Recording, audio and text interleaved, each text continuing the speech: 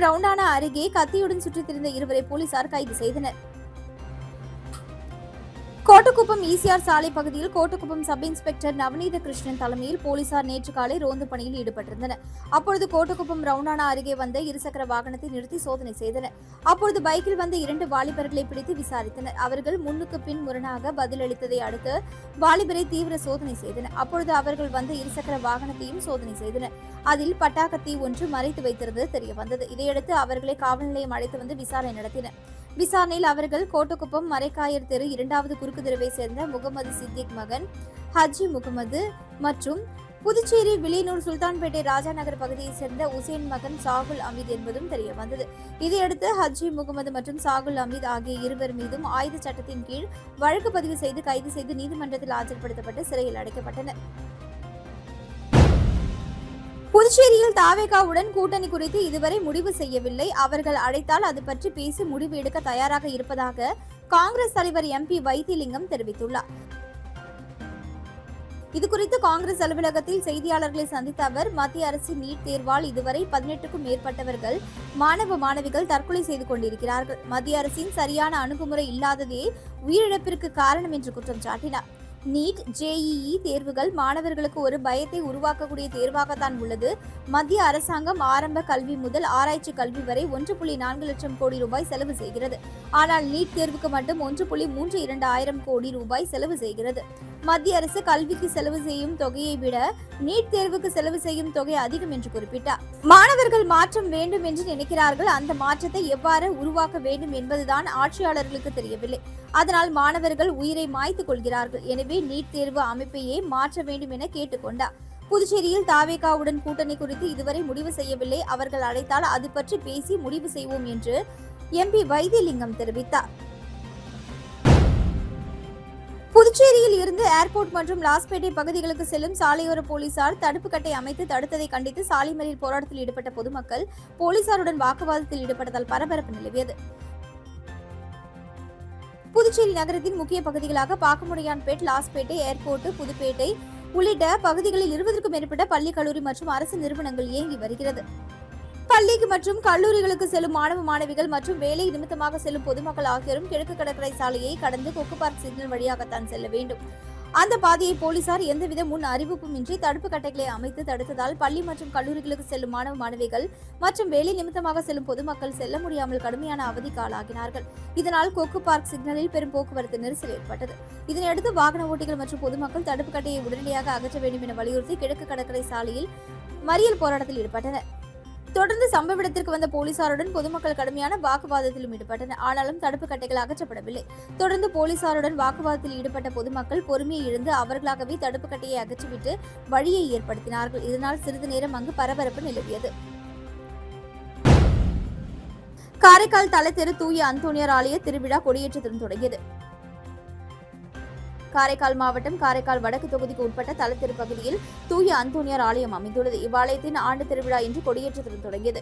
கொடியேற்றத்தை ஒட்டி கோட்டுச்சேரி பங்கு தந்தை ஆரோக்கிய ஜான் ராபர்ட் அவர்களால் மந்திரிக்கப்பட்ட தூய அந்தோணியார் உருவம் பொறிக்கப்பட்ட கொடி தலத்தெரு பகுதியின் பல்வேறு வீதிகளில் வலம் வந்து தெய்வ மன்றாட்டுகளுடன் வான வேடிக்கைகளுடன் தூய அந்தோணியார் கொடி ஏற்றப்பட்டது.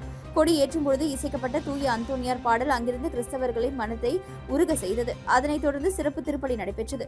திருவிழாவின் முக்கிய நிகழ்ச்சி நாளாக வரும் 23ஆம் தேதி அலங்கார தேர்பவனி நடைபெற உள்ளது. அதனைத் தொடர்ந்து 24ஆம் தேதி கொடி இறக்கத்துடன் தூய அந்தோணியார் ஆலய திருவிழா நிறைவடைகிறது. இந்த கொடி ஏற்ற நிகழ்ச்சியில் தலத்தெரு கிராம முக்கியஸ்தர்கள், கிராமவாசிகள் உள்ளிட்ட ஏராளமான பங்கு மக்கள் கலந்து கொண்டு சிறப்பித்தனர். புதுச்சேரி காமராஜ் நகர் தொகுதியில் உள்ள சாமிப்பிள்ளை தோட்டம் லெனின் நகரில் வாய்க்கால் அடைத்துக் கொண்டதாக லட்சிய ஜனநாயக கட்சியின் தலைவரும் காமராஜ் நகர் தொகுதி MLAயுமான ஜோஸ் சார்லஸ் மார்டின் அவர்களுக்கு மக்கள் புகார் தெரிவித்தனர். உடனடியாக இன்று காலை சம்பந்தப்பட்ட அதிகாரிகளுக்கு தகவல் தெரிவிக்கப்பட்டு வேலையாட்கள் அனுப்பப்பட்டு அடைத்திருந்த குப்பைகள், மண், கழிவு பொருட்கள் அகற்றப்பட்டது. பிரச்சனையை சரி செய்து தந்தமைக்காக லட்சிய ஜனநாயக கட்சியின் தலைவரும் காமராஜ் நகர் தொகுதி MLAயுமான ஜோஸ் சார்லஸ் மார்டின் அவர்களுக்கு மக்கள் நன்றி தெரிவித்துக் கொண்டனர். விடுதலை சிறுத்தைகள் கட்சியின் மாநில துணை செயலாளர் திருமா நம்பி பிறந்தநாளை முன்னிட்டு மாணவர்களுக்கு கல்வி உபகரணங்கள் வழங்கப்பட்டன. புதுச்சேரி விடுதலை சிறுத்தைகள் கட்சியின் மாநில துணை செயலாளர் திருமா நம்பியின் 50வது பிறந்தநாள் விழா ஊசுடு தொகுதி சேதராப்பட்டில் நடைபெற்றது. மாநில முதன்மை செயலாளர் அரிமா தமிழன் தலைமையில் நடைபெற்ற விழாவில் கேக் வெட்டி பள்ளி மாணவர்களுக்கு நோட்டு புத்தகங்கள் மற்றும் கல்வி உபகரணங்கள் வழங்கப்பட்டன. நிகழ்ச்சியில் மாநில, மாவட்ட மற்றும் தொகுதி நிர்வாகிகள் பலர் கலந்து கொண்டனர். விழா ஏற்பாடுகளை சேதராப்பட்டு முகமை சேர்ந்த தமிழ் வளவன், செல்வகுமார், வழக்கறிஞர் முனுசாமி, தவமணி, தயாளன் உள்ளிட்டோர் செய்திருந்தனர். மேலும் ஊரின் பெரியவர்கள் மற்றும் பெண்கள் உள்ளிட்ட பொதுமக்களும் திரளாக கலந்து கொண்டு விழாவினை சிறப்பித்தனர். புதுச்சேரியில் இலவச மனைப்பட்டா வழங்க கோரி ஆதிதிராவிட இன மக்கள் ஒருநாள் அடையாள உண்ணாவிரத போராட்டத்தில் ஈடுபட்டதால் பரபரப்பு ஏற்பட்டது. புதுச்சேரி ஏம்பலம் தொகுதிக்குட்பட்ட கம்பளிக்காரன்குப்பம் கிராமத்தில் அரசுக்கு சொந்தமான இடத்தில் விளையாட்டு திடல் அமைக்கும் பணிகள் நடைபெற்று வருவதற்கு எதிர்ப்பு தெரிவித்து அப்பகுதியை சேர்ந்த ஆதிதிராவிட மக்கள் உண்ணாவிரத போராட்டத்தில் ஈடுபட்டனர். கம்பளிக்காரன்குப்பம் பகுதியில் உள்ள அரசு நிலத்தை பல ஆண்டுகளாக ஆதிதிராவிட மக்களுக்கு இலவச மனை பட்டாவாக வழங்க வேண்டும் என்று தொடர்ந்து கோரிக்கை விடுத்து வந்ததாக போராட்டக்காரர்கள் தெரிவித்தனர். இந்த நிலையில் அந்த இடத்தில் JCB இயந்திரம் மூலம் சுத்தப்படுத்தும் பணிகள் மேற்கொள்ளப்பட்டு விளையாட்டு திடல் அமைக்க நடவடிக்கை எடுக்கப்பட்டு வருவதாக கூறப்படுகிறது. ஒரு குறிப்பிட்ட சமூகத்தை சேர்ந்தவர்களுக்கு மட்டுமே பயனளிக்கும் வகையில் விளையாட்டு திடல் அமைக்க முயற்சி மேற்கொள்ளப்படுவதாகவும் இதன் மூலம் கிராமத்தில் ஜாதி மோதலை உருவாக்கும் சூழ்நிலை ஏற்படும் அபாயம் உள்ளதாகவும் ஆதிதிராவிட மக்கள் குற்றம் சாட்டினர். எனவே இதில் அரசு உடனடியாக தலையிட்டு நீண்ட காலமாக நிலுவையில் உள்ள இலவச மனைப்பட்டா கோரிக்கைக்கு தீர்வு காண வேண்டும் என வலியுறுத்தி ஏம்பலம் மடுக்கரை பிரதான சாலையில் அப்பகுதி மக்கள் உண்ணாவிரத போராட்டத்தில் ஈடுபட்டனர். இந்த போராட்டம் காரணமாக அப்பகுதியில் பரபரப்பான சூழல் நிலவியது. அதிகாரிகள் தலையிட்டு உரிய நடவடிக்கை எடுக்க வேண்டும் என பொதுமக்கள் கோரிக்கை விடுத்துள்ளனர். புதுச்சேரி காமராஜ் நகர் சட்டமன்ற தொகுதிக்குட்பட்ட கிருஷ்ணா நகர் 15வது குறுக்கு தெருவில் காலிமனை ஒன்று உள்ளதாகவும் அதில் ஏராளமான விஷ பாம்புகள், பூரான், தேள் ஆகியவை மழை காலங்களிலும் வெயில் காலங்களிலும் அருகில் இருக்கும் குடியிருப்பு பகுதிக்குள் வருவதாகவும் இதனால் அங்கு விளையாடும் குழந்தைகள் மிகவும் அச்சம் அடைந்துள்ளதாகவும் லட்சிய ஜனநாயக கட்சியின் தலைவரும் காமராஜ் நகர் தொகுதி MLAவுமான சார்லஸ் மார்டின் அவர்களுக்கு மக்கள் புகார் தெரிவித்தனர். உடனடியாக இன்று ஆட்கள் அனுப்பப்பட்டு JCB இயந்திரம் மூலம் இந்த இடத்தினை சுத்தம் செய்தனர். இதனால் அப்பகுதியில் மக்கள் சந்தோஷமடைந்த லட்சிய ஜனநாயக கட்சியின் தலைவரும் காமராஜ் நகர் தொகுதி MLAவுமான சார்லஸ் மார்டின் அவர்களுக்கு நன்றியினை தெரிவித்துக் கொண்டனர். திருநள்ளாற்றில் 60 வயதிற்கும் மேற்பட்ட முதியோர்களுக்கு சமூக நலத்துறை சார்பில் போர்வை மற்றும் காலணிகளை அமைச்சர் ராஜசேகரன் வழங்கினார். புதுச்சேரி மாநில சமூக நலத்துறை, மகளிர் மற்றும் குழந்தைகள் மேம்பாட்டுத்துறை சார்பில் சமூக பாதுகாப்பு திட்டத்தின் கீழ் உள்ள 60 வயதிற்கு மேற்பட்டவர்களுக்கு போர்வை மற்றும் காலணிகள் வழங்கப்பட்டு வருகிறது. இதன் ஒரு பகுதியாக காரைக்கால் மாவட்டம் திருநள்ளாறு தொகுதிக்குட்பட்ட சுமார் 5000க்கும் மேற்பட்ட முதியோர்களுக்கு போர்வைகள் மற்றும் காலணிகள் வழங்கப்பட உள்ளது. முதற்கட்டமாக சுமார் 200 பேருக்கு முதியவர்களுக்கு அமைச்சர் ராஜசேகரன் போர்வை மற்றும் காலணிகளை வழங்கினார். இந்நிகழ்ச்சியில் சமூக நலத்துறை உதவி இயக்குநர் சுந்தரம், மகளிர் மற்றும் குழந்தைகள் மேம்பாட்டுத்துறை குழந்தைகள் நலத்திட்ட அதிகாரி கிருஷ்ணவேணி, பாஜக தொகுதி தலைவர் பாலமுருகன் மற்றும் 200க்கும் மேற்பட்ட பயனாளிகள் கலந்து கொண்டனர். கரிக்கலாம்பாக்கம் அரசு மேல்நிலைப் பள்ளியில் 100% தேர்ச்சி பெற்ற மாணவ மாணவிகளுக்கு விவசாயிகள் பாராட்டினர். புதுச்சேரி மாநிலம் கரிக்கலாம்பாக்கம் கிராமத்தில் அமைந்துள்ள அரசு மேல்நிலைப் பள்ளியில் 10ஆம் வகுப்பு மற்றும் 12ஆம் வகுப்பு அரசு பொதுத் தேர்வில் 100% தேர்ச்சி பெற்றுள்ளது. இப்பள்ளியை பாராட்டும் விதமாக அப்பகுதியில் உள்ள விவசாயிகள் ஒன்று திரண்டு வெற்றி பெற்ற மாணவ மாணவிகளுக்கு பாராட்டு விழா நடத்தினர். இதில் பொதுத் தேர்வில் தேர்ச்சி பெற்ற முதல் 3 இடங்களை பிடித்த மாணவ மாணவிகளை பாராட்டி ஊக்கத்தொகையும் வழங்கினார்கள். பள்ளியில் 100% தேர்ச்சி பெற்றதை கொண்டாடும் விதமாக அங்கே பணிபுரிந்த ஆசிரியர்களும் கௌரவிக்கப்பட்டு நன்றி தெரிவிக்கப்பட்டது. நிகழ்ச்சியில் துணை முதல்வர் சித்ரா முன்னிலையிலும் விவசாயிகள் ராஜாராம், சங்கர், காத்தவராயன், ஜெயக்குமார், குப்புசாமி, ராஜா ஆகியோர் தலைமையில் சிறப்பாக நடைபெற்றது. விழாவில் ஆசிரியர்கள், பெற்றோர்கள், மாணவ மாணவிகள் கலந்து கொண்டு சிறப்பித்தனர். புதுச்சேரியில் 3 பேர் மோசடி கும்பலிடம் 1,88,000 ரூபாயை இழந்துள்ளனர். லாஸ்பேட்டையை சேர்ந்தவரை தொடர்பு கொண்ட மர்ம நபர் தங்களுடைய கிரெடிட் கார்டு ரிவார்ட் பாயிண்டை பணமாக மாற்றி தருவதாக கூறியுள்ளனர். அதை நம்பி அவரது கார்டு விவரங்கள் அனைத்தையும் மர்ம நபரிடம் தெரிவித்துள்ளார். அதன் பின் அவரது வங்கிக் கணக்கில் இருந்து 1,84,948 ரூபாயை மர்ம நபர்கள் எடுத்து ஏமாற்றியுள்ளனர். இதேபோல சொக்கநாதன்பேட்டையை சேர்ந்தவர் 1,400 ரூபாயும், தவளக்குப்பத்தை சேர்ந்தவர் 2,362 என 3 பேர் சைபர் மோசடி கும்பலிடம் 1,88,710 ரூபாயை இழந்துள்ளனர். இதுகுறித்த புகார்களின் பேரில் சைபர் கிரைம் போலீசார் வழக்கு பதிந்து விசாரித்து வருகின்றனர். பாஜகவிலிருந்து விலகி நடிகர் பாண்டி ரவி தமிழக வெற்றி கழகத்தில் இணைந்தார். புதுச்சேரியை சேர்ந்த நடிகர் மற்றும் சமூக சேவகருமான பாண்டி ரவி சமீபத்தில் பாரதிய ஜனதா கட்சியிலிருந்து விலகிய நிலையில் தற்பொழுது தமிழக வெற்றிக் கழகத்தில் இணைந்துள்ளார். இந்த இணைப்பு நிகழ்வு தமிழக வெற்றிக் கழகத்தின் பொதுச் செயலாளர் புசியானந்த் தலைமையில் கட்சியின் தலைமை அலுவலகமான பனையூரில் நடைபெற்றது. இந்நிகழ்வின் போது தமிழக அமைச்சர்களான ஆதவ் அர்ஜுனா மற்றும் ராஜ்மோகன் ஆகியோருடன் இருந்தனர். மேலும் இந்த இணைப்புக்கு பிறகு அங்கு இருந்த மூத்த அமைச்சர்கள் செங்கோட்டையன் மற்றும் நிர்மல்குமார் ஆகியோரிடம் நடிகர் பாண்டி ரவி ஆசீர்வாதம் பெற்று தனது புதிய அரசியல் பயணத்தை தொடங்கினார். நடிகர் பாண்டி ரவி தமிழகம் மற்றும் புதுச்சேரியில் தமிழக வெற்றிக் கழகத்தின் ஒரு முக்கிய அங்கமாக செயல்படுவார் என எதிர்பார்க்கப்படுகிறது. அவரது அரசியல் அனுபவமும் சமூக சேவையும் கட்சியின் வளர்ச்சிக்கு வலு சேர்க்கும் என நிர்வாகிகள் தெரிவித்தனர்.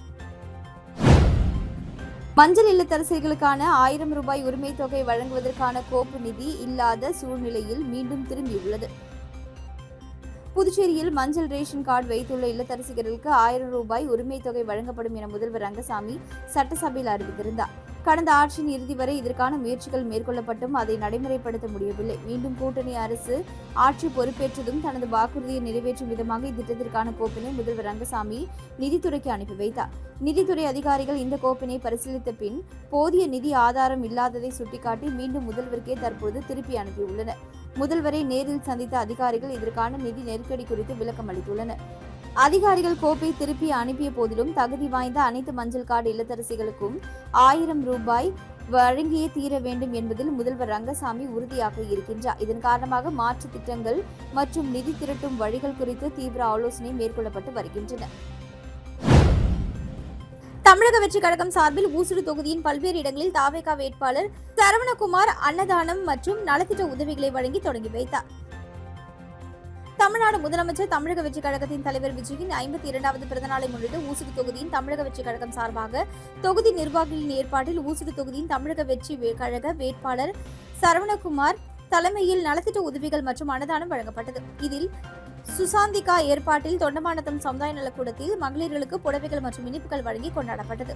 இதில் தொகுதி தலைமை நிர்வாகிகள், அணி தலைமை நிர்வாகிகள், கிளை நிர்வாகிகள் மற்றும் கழக தோழர்கள், தொண்டர்கள் கலந்து கொண்டனர். ராமநாதபுரம் கிராமத்தில் அருணாச்சலம் என்கிற முரளி ஏற்பாட்டில் சமபந்தி விருந்து அளிக்கப்பட்டது. அதனைத் தொடர்ந்து குருமாம்பேட் பகுதியில் பிரபு ஏற்பாட்டில் அன்னதானம் வழங்கப்பட்டது. துத்திப்பட்டு பகுதியில் பள்ளி மாணவர்களுக்கு நோட்டு புத்தகங்கள், எழுது பொருட்கள் உள்ளிட்ட கல்வி உபகரணங்கள் வழங்கப்பட்டது. இதேபோல பத்துக்கண்ணு பகுதியில் முரளி ஏற்பாட்டில் அன்னதானம் வழங்கப்பட்டது. இந்நிகழ்ச்சியில் தாவேகா நிர்வாகிகள் வழக்கறிஞர் விவேக், ஐயப்பன், லோகேஷ், ராஜ், கல்பனா உட்பட பலர் கலந்து கொண்டனர். திருச்சிடம்பலம் ஊராட்சி மன்ற தலைவர் வெங்கடேசன் பிறந்தநாள் விழாவில் அதிக மதிப்பெண் பெற்ற மாணவர்கள், விளையாட்டு வீரர்கள் மற்றும் பொதுமக்களுக்கு நலத்திட்ட உதவிகள் வழங்கி விமர்சையாக கொண்டாடப்பட்டது. விழுப்புரம் மாவட்டம் வானூர் வட்டத்திற்கு உட்பட்ட திருச்சிடம்பலம் பஞ்சாயத்து ஊராட்சி மன்ற தலைவர் வெங்கடேசன் அவர்களின் பிறந்தநாள் விழா திருச்சிடம்பலம் பஞ்சாயத்து அலுவலகம் அருகே நலத்திட்ட உதவிகள் வழங்கப்பட்டு வெகு விமர்சையாக கொண்டாடப்பட்டது. பிறந்தநாள் விழாவை முன்னிட்டு 10ஆம் வகுப்பு மற்றும் 12ஆம் வகுப்பு பொதுத் தேர்வில் முதல் 3 இடங்களை பெற்ற மாணவ மாணவிகளுக்கு ஊக்கத்தொகை வழங்கப்பட்டது.